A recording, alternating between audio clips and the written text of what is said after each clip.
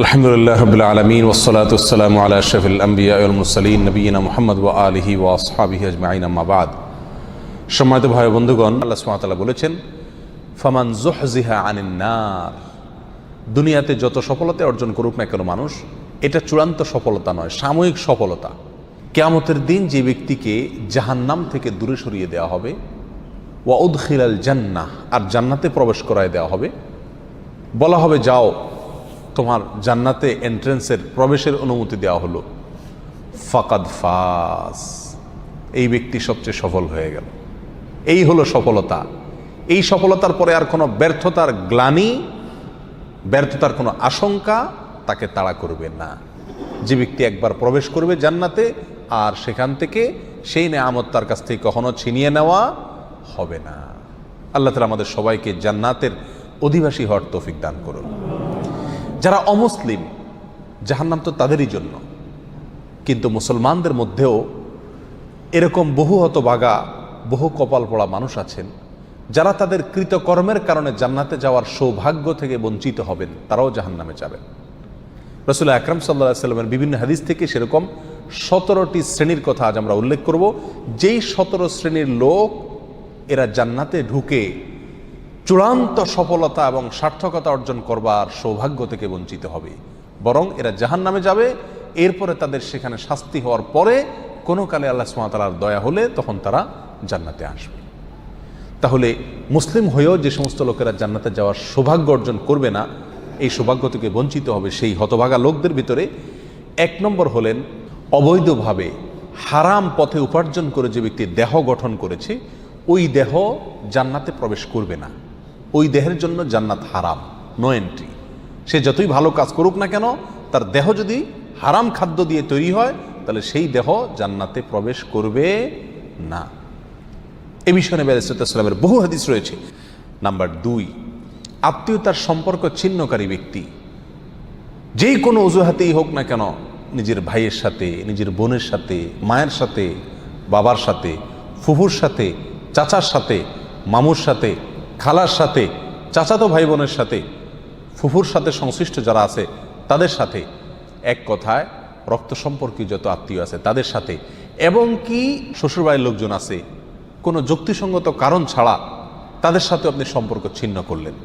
আত্মীয়র সাথে সম্পর্ক যে ব্যক্তি ছিন্ন করে, এই ব্যক্তির জন্য জান্নাতে প্রবেশের সুযোগ নাই। নবী আলাইহিস সালাম বলেছেন, লা ইয়াদখুলুল জান্নাতা কাতি'।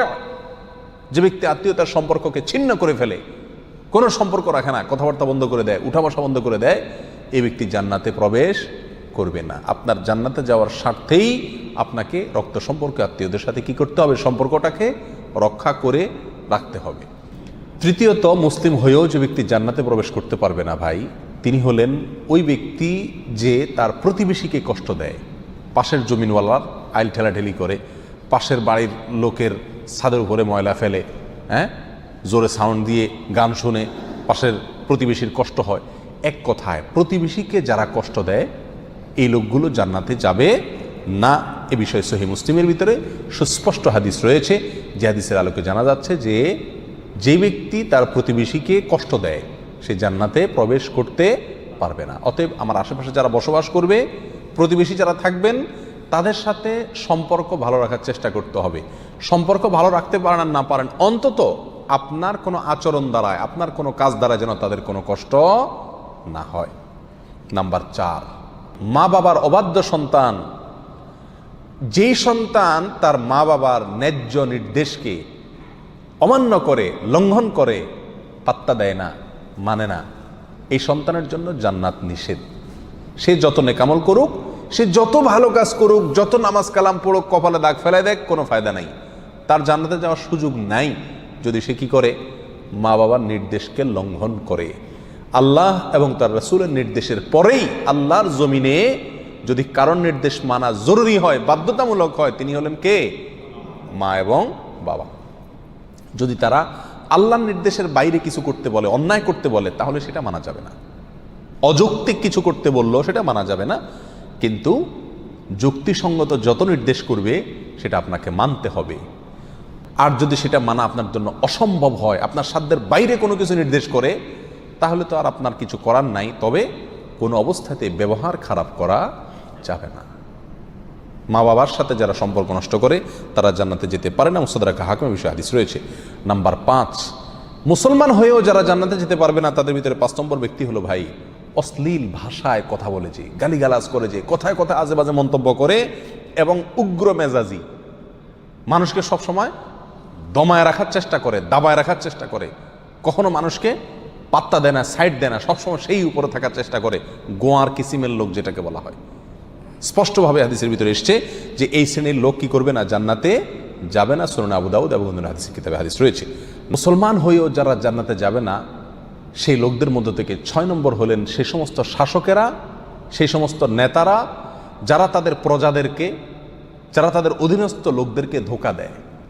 আজ দুনিয়ার কয়জন শাসক এর থেকে বাঁচতে পারবে সেটা আল্লাহই ভালো জানেন। বলেন একটা, করেন আরেকটা, নির্বাচনের আগে ওয়াদা করেন একটা, ধোঁকা দেন, পরে আর সেটা পালন করেন না। তো সে সমস্ত শাসকেরা যারা তাদের প্রজাদেরকে, অধীনস্থদেরকে ধোঁকা দেয় তারাও জান্নাতে প্রবেশ করতে পারবে না। এ বিষয়ে সহিহ বুখারীতে হাদিস রয়েছে। 7 নম্বর, মুসলমান হয়েও যে ব্যক্তি জান্নাতে যাবে না সে হলো অন্যের সম্পদ যে আত্মসাৎ করে। প্রথম শ্রেণীটা ছিল যে হারাম মাল ভক্ষণকারী, সেটা আল্লাহর হক নষ্ট করে হতে পারে। আর এই 7 নম্বর পয়েন্টটা হলো যে কোনো মানুষের হক আপনি নষ্ট করে টাকা কামাই করলেন, যেভাবেই হোক, সেটা ধোঁকা দিয়ে হোক, প্রতারণা করা হোক, হাওলাত নিয়ে আটকায় দিয়ে হোক, চান্সে চুরি করে হোক, অথবা চিটারি করি হোক, যেই কোনোভাবে অন্যের সম্পদ যদি আত্মসাৎ করেন গায়ের জোরে বা বুদ্ধির জোরে আর করে সেটা আপনি দখল করে ফেলেন, তো মনে রাখবেন এই ব্যক্তির জন্য জান্নাতে যাওয়ার কোনো সুযোগ নাই। নাম্বার 8, উপকার করেও যে ব্যক্তি খোঁটা দেয়, কাউকে উপকার করছে, করে কি করে, খোঁটা দেয়, এই ব্যক্তি জান্নাতে যাবে না।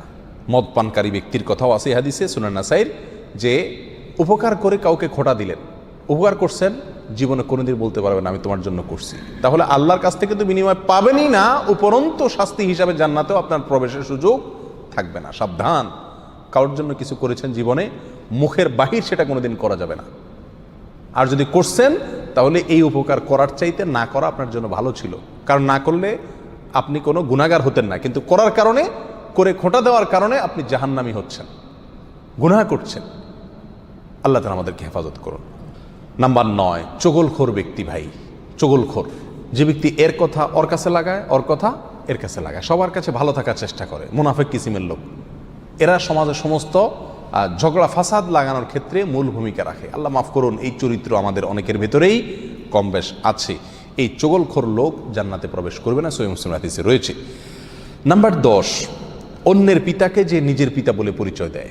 অনেক পালক পুত্র আছে নিজের জন্মদাতা বাবাকে বাবা হিসাবে পরিচয় দেয় না, যে লালন পালন করে তাকে বাবা হিসাবে পরিচয় দেয়। তো অন্যের পিতাকে যদি নিজের পিতা হিসাবে পরিচয় দেয় এই ব্যক্তিও জান্নাতে প্রবেশ করবে না, এবং সহিহ বুখারীতে হাদিস রয়েছে, যদিও সে কি হয়, মুসলমান হয়। নাম্বার 11, অহংকারকারী, গর্বকারী যে ব্যক্তি খুব অহংকার করে, দাম্ভিকতা দেখায়, অহমিকা দেখায়, প্রদর্শন করে, অথবা মনে মনে নিজেকে খুব বড় মনে করে, এই কপাল পড়া যত ভালো মানুষই হোক সে মুসলমান হয়েও কি করতে পারবে না, জান্নাতে যেতে পারবে না। নবী আলাইহিস সালাম বলেছেন, লা ইয়াদখুলুল জান্নাতা মান কানা ফি কলবিহি মিসকালু যাররাতিন মিন কিবর, যার অন্তরে বিন্দু পরিমাণে, সরিষার দানা পরিমাণে বা অনুপরিমাণে অহংকার আছে, এই ব্যক্তি জান্নাতে প্রবেশ করবে না। বিনয়ী মানুষেরা জান্নাতে যাবে, বিনয়ী যারা নিজেকে ছোট মনে করে, সবসময় অন্যকে বড় মনে করে, নিজের দোষের কথা আগে দেখে, নরম থাকে, অহংকার করে না, এই লোকগুলো জান্নাতি।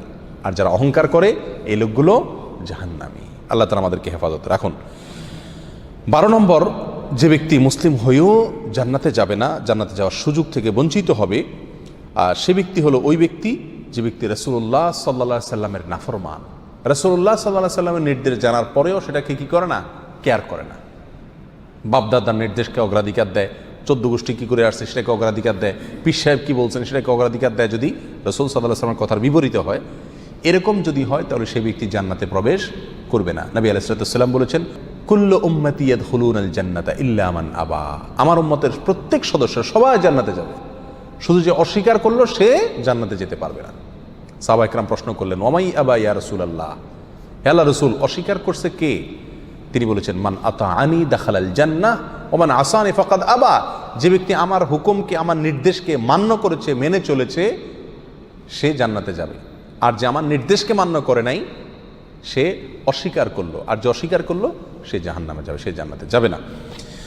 নাম্বার 13, মুসলিম হয়েও যে ব্যক্তি জান্নাতে যাবে না সে ব্যক্তি হলো ওই মহিলা যে মহিলা অকারণে স্বামীর কাছ থেকে তালাক চায় কথায় কথায়। আমাদের মা বোনদের ভিতরে অনেকের ভেতরে এই চরিত্র আছে, এই দোষ আছে, কথায় কথায় স্বামীর কাছ থেকে তালাক চায়। এর আগে এক আলোচনায় বলেছিলাম ইবলিস শয়তানের কাছে সবচেয়ে প্রিয় কাজ, যেই কাজে ইবলিস শয়তান সবচেয়ে বেশি খুশি হয় সেটা হলো একটি দাম্পত্য জীবনে যখন বিচ্ছিন্নতা এসে যায়, স্বামী স্ত্রীর ভিতরে যখন বিচ্ছেদ ঘটে যায় তখন শয়তান সবচেয়ে বেশি খুশি হয়। একজন মানুষ হত্যা করলে, একজন মানুষ মদ পান করলে, একজন মানুষ চুরি করলেও শয়তান এত খুশি হয় না যত খুশি হয় পারিবারিক জীবনে বিচ্ছিন্নতা ঘটে গেলে। এই জন্য এই বিচ্ছিন্নতা চাওয়া, তালাক চাওয়া এটাও দোষের বিষয়। কোনো মহিলা যদি রাগের কারণে তালাক চায় স্বামীর কাছে কথায় কথায়, তাহলে এরাও জান্নাতে প্রবেশ করবে না। আল্লাহ তাআলা আমাদের মা বোনদেরকে হেফাজত করুন। সুনানে তিরমিজিতে এই বিষয়ে হাদিস রয়েছে। নাম্বার 14, মুসলিম হয়েও যারা জান্নাতে যাবে না তারা হলো দুনিয়ার উদ্দেশ্যে যারা ইলম অর্জন করে। দুনিয়ার উদ্দেশ্যে কি করে? ইলম অর্জন করে, কোরআন হাদিস শিখে পয়সা কামাই করার জন্য, চাকরি করার জন্য, বা এটা বিক্রি করে খাওয়ার জন্য। এই ধান্দা যদি ইলম অর্জন করে তাহলে সে ব্যক্তিও জান্নাতে প্রবেশ করবে না। যদি কেউ দুনিয়াতে ইলম শিখে কিসের জন্য?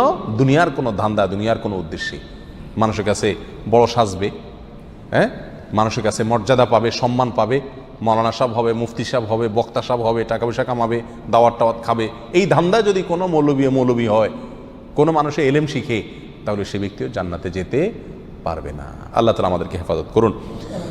নাম্বার 15, যে ব্যক্তি মাথায় কালো কলব ব্যবহার করে, চুলের মধ্যে, দাড়ির মধ্যে পিওর কালো কলব, যেখানে কোনো প্রকার মেহেদি টেদির মিক্সও নাই, একেবারে পিওর কালো কলব ব্যবহার করে, এই ব্যক্তিও জান্নাতে যাবে না। সূরা নাসাতে হাদিস রয়েছে। নাম্বার 16, রিয়াকারী ব্যক্তি, যে ব্যক্তি আমল করে, ভালো কাজ করে মানুষকে দেখানোর জন্য। বিশেষ করে আজ প্রিয় ভাইরা, অর্থনৈতিক যত ইবাদত আছে এগুলোর ভেতরে উদ্দেশ্যের অসাধুতা প্রচণ্ড পরিমাণে থাকে। আমরা এগুলো করি অথচ ধান্দা থাকে মানুষ আমাকে বাহবা দিবে, হ্যাঁ, আমাকে দানবীর বলবে, বা সবাই জানবে যে আমি দান টান করি, সবার কাছে আমি এটা ভালো সাজবো, এই একটা মানসিকতা কাজ করে। এটাকে রিয়া বলা হয়, লৌকিকতা বলা হয়। আপনি কোনো নেকামল, কোনো ভালো কাজ, সেটা অর্থনৈতিক হোক আর শারীরিক ভালো কাজ হোক, এটা করে যদি মানুষকে দেখানোর উদ্দেশ্যে করে থাকেন তাহলে সেই আমলটি নেকামল হয়ে আপনার জন্য জান্নাতে যাওয়ার কারণ হওয়া তো দূরের কথা, এটি বরং আপনাকে জাহান্নামে নিয়ে যাবে। এটা শিরকে আসগর। নবী আলাইহিস সালাম বলেছেন আখেরি জামানায়, শেষ যুগে, কিয়ামতের আগে দাজ্জালের যে আতঙ্ক হবে, যে আতঙ্কে তার ভেলকিতে অনেক মুসলমান অমুসলমান হয়ে যাবে, ঈমান হারা হয়ে যাবে। সে আল্লাহ দাবি করবে এবং অনেক কুদরত দেখাবে, তার দেখে অনেকে ভেলকিতে পড়ে যাবে। সেই সময়ে তোমাদের জন্য ঈমানের উপরে টিকে থাকা যত কঠিন হবে, সেই সিচুয়েশনে তোমরা যে বিপদে পড়বে সেটাকে আমি যতটা ভয় পাই, তার চাইতে বেশি ভয় পাই তোমাদের জন্য এই শিরকে আসগরকে। অর্থাৎ এমন এক সময় আসবে যখন যত আমল করবে মানুষ সবগুলো মানুষকে দেখানোর জন্য করবে, আল্লাহকে খুশি করার জন্য কোনো আমল খুঁজে পাওয়া কঠিন হয়ে যাবে। এই সেই রিয়া, লৌকিকতা, মানুষকে দেখানো, মানুষের কাছে বাহবা কুড়ানো, মানুষের কাছে সুনাম অর্জন করার জন্য যদি যে কোনো ভালো কাজ করা হয় তাহলে এই ব্যক্তি জান্নাতে প্রবেশ করবে না। সহিহ বুখারী, সহিহ মুসলিমে বিষয় হাদিস রয়েছে। নাম্বার 17, ওয়ারিশকে বঞ্চিতকারী ব্যক্তি, যে ব্যক্তি তার পরিত্যক্ত সম্পত্তি থেকে তার কোনো ওয়ারিশকে কি করে? মাহরুম করে, এই ব্যক্তি জান্নাতে যাবে না। সুনান ইবনে মাজাতে এই বিষয় হাদিস রয়েছে। সম্মানিত ভাইয়েরা, কোনো ওয়ারিশ, আপনার কোনো সন্তান, আপনার কোনো ওয়ারিশ, সে যদি অন্যায় করে, আপনাকে শরীয়ত অধিকার দেয় নাই এটা বলে যাওয়ার যে আমি মরার পরে তাকে আমার কোনো সম্পত্তির ভাগ দিবা না। বহু মা বাপ এই কাজটি করেন, অনেক অভিভাবকরা এই কাজটি করেন, বলে যান মৃত্যুর আগে আমি মারা যাওয়ার পরে সে আমার লাশের কাছে আসবে না, আমার জানাজা পড়তে আসবে না, সে এগুলোর চেয়ে বড় কথা হলো সে আমার সম্পত্তিতে কোনো ভাগ পাবে না, সেজন্য ভিটাতে না আসে। মনে রাখতে হবে, আপনার ঘরে জন্ম নেওয়ার কারণেই আল্লাহ সুবহানাহু ওয়া তাআলা অধিকার দিয়েছেন আপনার সম্পত্তিতে তার হক আপনার মৃত্যুর পরে সে পাবে। সে যদি মন্দ হয় তার হিসাব আল্লাহ নেবেন, কিন্তু আপনি তাকে পরিত্যক্ত সম্পত্তি থেকে বঞ্চিত করার অধিকার আপনাকে ইসলাম দেয় নাই। কোনো সন্তানকে তেজ্য পুত্র করা এই জন্য শরীয়তের কাছে গ্রাহ্য বিষয় নয়। প্রচলিত আইনে হতে পারে তেজ্য পুত্র, আমি জানি না, কিন্তু ইসলামের দৃষ্টিতে তেজ্য পুত্র করার কোনো সুযোগ নাই। হ্যাঁ, অমুসলিম হলে সে সম্পত্তি পাবে না, সেটা ভিন্ন বিষয়, কিন্তু যতক্ষণ পর্যন্ত মুসলিম থাকবে ততক্ষণ পর্যন্ত পরিত্যক্ত সম্পত্তি তা কী করা যাবে না, বঞ্চিত করা যাবে না। যদি কেউ করে তাহলে সে কী হবে না, জান্নাতে প্রবেশ করতে পারবে না। এই 17 শ্রেণীর লোক, এরা মুসলিম হয়েও কি করতে পারবে না ভাই, জান্নাতে যেতে পারবে না। এর ভিতরে বেনামাজি, তার কথা তো বলাই বাহুল্য, কারণ ইচ্ছাকৃত নামাজ যদি ত্যাগ করে সব সময়, তাহলে তো ওলামা একরামের অনেকের মতো সে মুসলমানই না।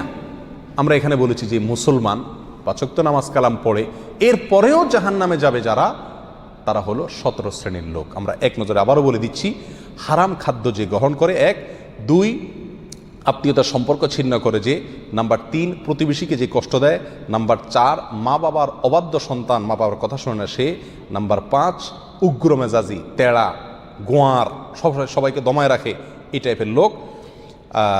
নাম্বার 6 অধীনস্থদেরকে, প্রজাদেরকে, যে সমস্ত শাসকেরা, যে সমস্ত রাজারা, যে সমস্ত রাষ্ট্রপ্রধানেরা, সরকার প্রধানেরা বা যে যে লেভেলে আছে সে তার প্রজাদেরকে ধোঁকা দেয় যে তারা। নাম্বার 7 অন্যের সম্পদকে অন্যায়ভাবে আত্মসাৎকারী ব্যক্তি। নাম্বার 8 উপকার করে কারোর খোঁটা দেয় যে ব্যক্তি, সে জান্নাতে যাবে না। নাম্বার 9 চগলখোর ব্যক্তি জান্নাতে যাবে না, মানুষের পিছনে কথা লাগায় বেড়ায় একজনের আরেকজনের কাছে। নাম্বার 10 অন্যকে নিজের পিতা হিসাবে, নিজের বাবাকে না বলে, পরিচয় না দিয়ে অন্যকে নিজের বাবা হিসাবে, পিতা হিসাবে পরিচয় দেয় যে ব্যক্তি, সে। নাম্বার 11 গর্ব এবং অহংকার করে যে ব্যক্তি, যার মনের ভিতরে অহংকার আছে, সেই জান্নাতে প্রবেশ করবে না। নাম্বার 12 রাসূলুল্লাহ সাল্লাল্লাহু আলাইহি সাল্লামকে যে ব্যক্তি ফলো করে না, তার নির্দেশকে মান্য করে না, সেই ব্যক্তি। নাম্বার 13 অকারণে তালাক কামনা করে, তালাক চায় যে মহিলা, সেই মহিলা। নাম্বার 14 দুনিয়াবী উদ্দেশ্যে যারা এলেম শিখে, কোরআন হাদিস শিখে, এলেম অর্জন করে, আলেম হয় দুনিয়াবী উদ্দেশ্যে, দুনিয়ার কোনো ধান্দায়, আল্লাহকে খুশি করা ছাড়া অন্য কোনো ধান্দায়, তারা। নাম্বার 15 চুলে বা দাড়িতে কোনো জায়গায় কালো কলব, পিওর কালো কলব ব্যবহার করে যারা, তারা। এবং নাম্বার 16 যে কোনো ভালো কাজ করে সেখানে মানুষকে দেখানো, এটা ফলাও করা, প্রচার করা, এই উদ্দেশ্য থাকে যাদের, তারা। নাম্বার 17 ওয়ারিশকে বঞ্চিত করে তার হক থেকে, এরকম অভিভাবক। এই শ্রেণীর লোকেরা মুসলমান হয়েও জান্নাতি হতে পারবে না। আল্লাহ তাআলা আমাদের সবাইকে এই দুর্ভাগাদের তালিকা থেকে আমাদের নামগুলোকে বের করে আনার তৌফিক দান করুন। চেষ্টা করব এই 17 শ্রেণীর কোনোটিতে যাতে আমার নাম না থাকে, এটাকে টাঙায় রাখবো, ঝুলায় রাখবো লিস্টটাকে, এবং আমার ভেতরের কোনো পয়েন্ট আছে কিনা সেটা দেখে যাচাই করে সেখান থেকে নিজেকে বের করে আনবো ইনশাআল্লাহ। এরপরে আল্লাহ সুবহানাহু ওয়া তাআলার কাছে জান্নাত চাইতে পারবো, আশা করতে পারবো জোরালোভাবে। আল্লাহ সুবহানাহু ওয়া তাআলা আমাদের সবাইকে আখিরাতে কিয়ামতের দিন একেবারে ফার্স্ট চান্সে, প্রথম চান্সেই জান্নাত যেন আমরা লাভ করতে পারি, জাহান্নাম থেকে মুক্তি নসিব যেন হয়, সেই তৌফিক দান করুন। জাযাকুমুল্লাহ ওয়া আখিরু দাওয়ানা আলহামদুলিল্লাহি রাব্বিল আলামিন।